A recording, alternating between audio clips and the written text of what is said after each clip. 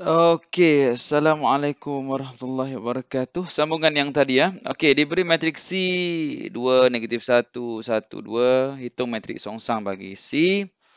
So, kita tahu matriks songsang, dia akan ada, dia punya rumus adalah songsangan. Apa saja songsangan? A inverse. Okey, 1 per AD tolak BC. Okey, dan ini kita ada DA negatif B negatif C. So, apa yang kita perlu buat adalah kita hanya follow je rumus ni. Kita akan dapat C inverse sama dengan, okey, sebelum tu kita tentukanlah ini A, ini B, ini C, ini D.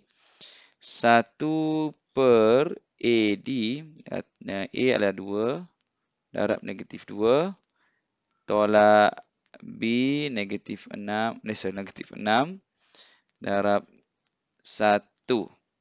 Okey, panjang sikit. Dan terusnya kita A bertukar tempat dengan D. So, di sini negatif 2. Yang ini akan jadi 2.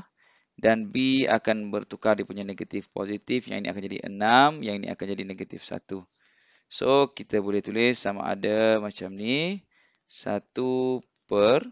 Okey, yang ini dapat negatif 4. Tolak negatif 6. So, ini akan jadi tambah. So, akan jadi 2 lah. Okey, 2. So, negatif 2, 6, negatif 1, 2. Ini dalam bentuk yang pertama. Ataupun kita boleh darab masuk. Sama ada kita boleh tulis macam ni. Ini semua darab masuk 1 per 1. So, 1 per 2. Darab negatif 2 akan dapat negatif 1. Ini akan dapat 3. Negatif 1 per 2. Dan ini dapat 1. Okey, siap. Okey.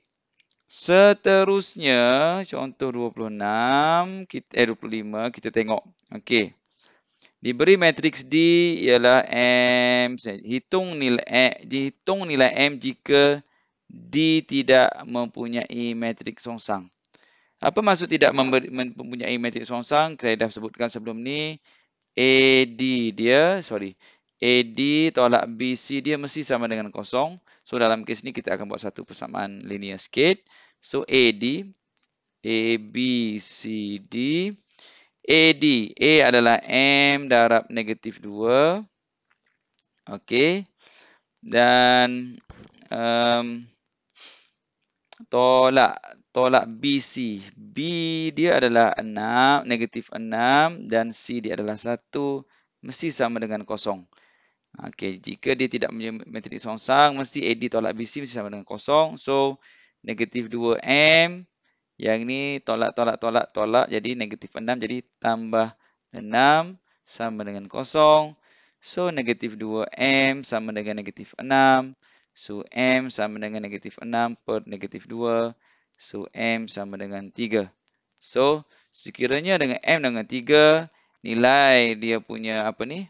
Nilai dia punya tu akan dapat kosong. AD tolak BC akan dapat kosong. So, dia tidak akan mempunyai matriks songsang. So, ini asas dia lah.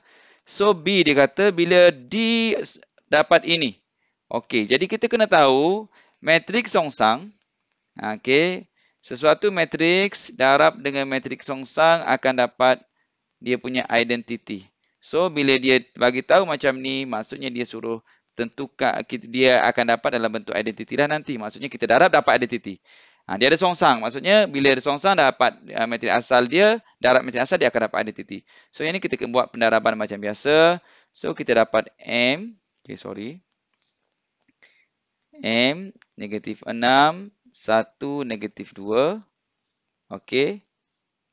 Darab dengan, okey. Sorry. Darab dengan dia punya songsangan. Dalam kes ni songsangan dia adalah negatif 1, 3, negatif 1 per 2, 1. Kita akan dapat 1, 0, 0, 1. Jadi bila songsang je, asal je mesti kita tengok identity. So macam mana kita nak buat? Jangan buat kerja panjang-panjang. Ambil satu bahagian sahaja. Dalam kes ni, saya nak ambil bahagian ini sahaja. Jadi kita darab ini, darab dengan ini. Jadi jawapan dia akan dapat 1. So, kita akan dapat M darab negatif 1 tambah negatif 6 darab negatif 1/2 sama dengan 1. Okey, kalau kamu nak ambil yang belakang pun boleh. M darab ini 3 dengan 1 dapat 0 pun boleh, tak ada masalah. So, yang ini dapat negatif M tambah 6 tambah ini yang semua ni kamu akan dapat 6 darab 1/2 dapat 3 sama dengan 1. So, negatif M sama dengan 1 tolak 3. Negatif M sama dengan negatif 2. So, M dapatlah 2. Lah cikgu, saya mau ambil yang belakang lah. Boleh, kita ambil yang belakang. Kita ambil yang belakang dan kita nak ambil yang ini. Okey, maksudnya kita ambil atas dan kanan. So, kita darab je. Oh, tak boleh. Nanti M jadi kosong. Tak boleh. Jadi, salah satu cara nak jawab lagi. Oh, tak adalah. Ni je. Yang lain akan jadi nilai ke tempat lain akan kosong. So, yang bawah dengan yang ni saja. Jadi, kita pilih satu. Sebab satu ada nilai. Dan satu lagi, yang ni tak boleh darab. Nanti M darab kosong akan dapat kosong. Jadi, tak boleh gak cari nilai M. Okey.